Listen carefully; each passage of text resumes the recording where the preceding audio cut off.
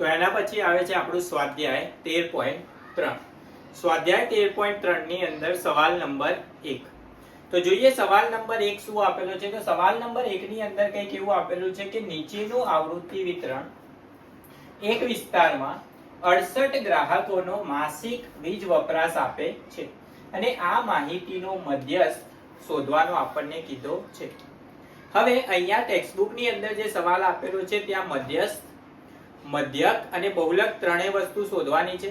પણ અહીંયા આપણે 13.3 ની અંદર જેટલા પણ દાખલા આપ્યા છે ત્યાં ખાલી શું શોધીશું? મધ્યસ્થ જ શોધીશું. મધ્યસ્થ શોધવા માટે આ જે માહિતી આપણને આપેલી છે એની અંદર સૌથી પહેલા તમારે શોધવી પડશે એ થશે તમારી સંચયી આવૃત્તિ. શેની કિંમત શોધવી પડશે? તમારે સંચયી આવૃત્તિની કિંમત તમારે સૌથી પહેલા શોધવી પડશે. હવે સંચયી આવૃત્તિની કિંમત કઈ રીતે શોધવાની? તો અહીંયા માહિતીની અંદર આપણને આવૃત્તિ જે આપેલી હોય તો અહીંયા ગ્રાહકોની સંખ્યા એ આપણા માટે શું થશે? આવૃત્તિ થશે. આવૃત્તિ જે આપેલી હોય એના અંદર પહેલી જે કિંમત હોય એ એમના એમ લખાય. તો અહીંયા પહેલી કિંમત કઈ છે? 4. તો અહીંયા શું લખાશે? 4. એના પછી તમારે બીજી કિંમત શોધવા માટે શું કરવાનું? તો બીજી કિંમત શોધવા માટે તમારે કરવાનો ક્રોસ સરવાળો. કઈ રીતે? 4 + 5 કેટલા થશે? 9. તો અહીંયા કઈ કિંમત આવશે? 9. તે જ રીતે 9 + 13 કેટલા થશે? 22. તો અહીંયા આવશે 22.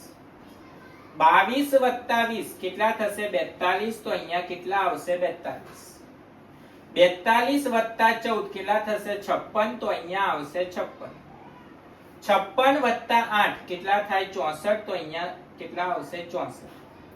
64 + 4 કેટલા થશે? 68. તો અહીંયા છેલ્લી સંચયી આવૃત્તિ આપણને કેટલી મળી? 68. હવે તમારે મધ્યસ્થ શોધવા માટે મધ્યસ્થનું સૂત્ર ખબર હોવી જોઈએ. મધ્યસ્થને આપણે લખીએ છીએ કેપિટલ M થી. શેનાથી લખીએ છીએ? કેપિટલ M થી. તો કેપિટલ M બરાબર એનું સૂત્ર થાય L વત્તા કૌંસમાં N/2 માઈનસ CF ભાગ્યા F ગુણ્યા H. આ મધ્યસ્થનું સૂત્ર. સૂત્ર ખબર હોવી જોઈએ. સૂત્ર વગર તો કઈ થશે નહીં. હવે અહીંયા સૌથી પહેલા તમારે સૂત્રમાં કઈ કિંમત શોધવી પડશે? તો તમારે શોધવી પડશે N/2 ની કિંમત. કઈ કિંમત શોધવાની? N/2 ની કિંમત. હવે N શું હોય? તો N જે હોય એ આવૃત્તિ જે આપેલી હોય આવૃત્તિનો કુલ સરવાળો, એને આપણે શું કહીશું? N ની કિંમત.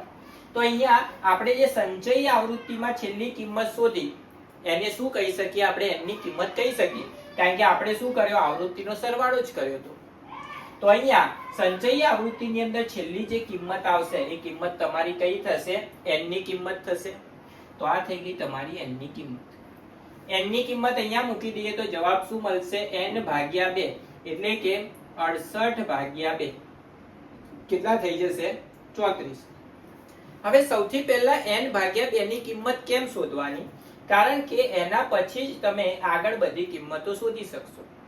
કઈ રીતે? તો N/2 ની જે કિંમત મળશે એ કેટલી મળી આપણને? અહીંયા 34. તો એના કરતા મોટી કિંમત તમારે જોવાની સંચયી આવૃત્તિમાં. N/2 જે મળશે એના કરતા મોટી કિંમત તમારે જોવાની સંચયી આવૃત્તિમાં. N/2 કેટલા મળ્યા? કે 34. 34 કરતા મોટી કિંમત અહીંયા કઈ થાય? તો 34 કરતા મોટી કિંમત અહીંયા થશે 42. તો એને તમારે શું કરી દેવાની? સર્કલ. હવે આ જે સર્કલ કરેલી કિંમત હોય એના ઉપરવાળી જે કિંમત હોય એ આપણા માટે શેની કિંમત થશે? સૂત્રની અંદર જે CF આપેલો છે એ CF ની કિંમત થશે. CF એટલે શું હોય? કમ્યુલેટિવ ફ્રીક્વન્સી, જેને આપણે ગુજરાતીમાં કહીએ સંચયી આવૃત્તિ. CF ની કિંમત કઈ રીતે શોધવાની? N/2 કરતા સંચયી આવૃત્તિમાં મોટી કિંમત શોધવાની. એ મોટી કિંમતની ઉપરની જે કિંમત હોય એને આપણે શું કહીએ? CF ની કિંમત. એના પછી તમારે શોધવાની F ની કિંમત. તો આપણે જે સર્કલ કરેલી કિંમત હોય એની જે આવૃત્તિ હોય એ આપણા માટે કઈ કિંમત થાય? તો કે f ની કિંમત થાય. અને f જે હોય એની અધસીમા એટલે કે નાનો જે વર્ગ અંતરાલ હોય એને આપણે શું કહીશું? l કહીશું. અને s તો આપણને ખબર જ છે, h શું હોય? વર્ગ લંબાઈ. અહીંયા બધાનો તફાવત કેટલો આપેલો છે? 20 20 નો. તો વર્ગ લંબાઈ અહીંયા h ની કિંમત કેટલી થઈ જશે? 20. તો બધી કિંમતો મળી ગઈ. કિંમત સૂત્રની અંદર કિંમત મૂકી દઈએ અને સાદુરૂપ આપી દઈએ. તો સૌથી પહેલા લખીએ l ની કિંમત. l ની કિંમત કેટલી મળી હતી આપણને? 125. તો અહીંયા શું આવી જશે? 125 વત્તા કૌંસમાં n ભાગ્યા 2 એની જગ્યાએ શું આવશે? 34. તો અહીંયા લખી દઈએ 34 માઈનસ cf. cf ની કિંમત કેટલી હતી? 22. તો અહીંયા લખી દઈએ 22 ભાગ્યા f. f ની કિંમત કેટલી હતી? 20. તો અહીંયા આવી જશે 20 ગુણ્યા h. h એટલે તફાવત. તફાવત બધાનો કેટલો હતો? 20 20 નો. તો ત્યાં શું આવશે? 20. તો 20 20 અહીંયા ગુણાકાર ભાગાકારમાં ઉડી જાય.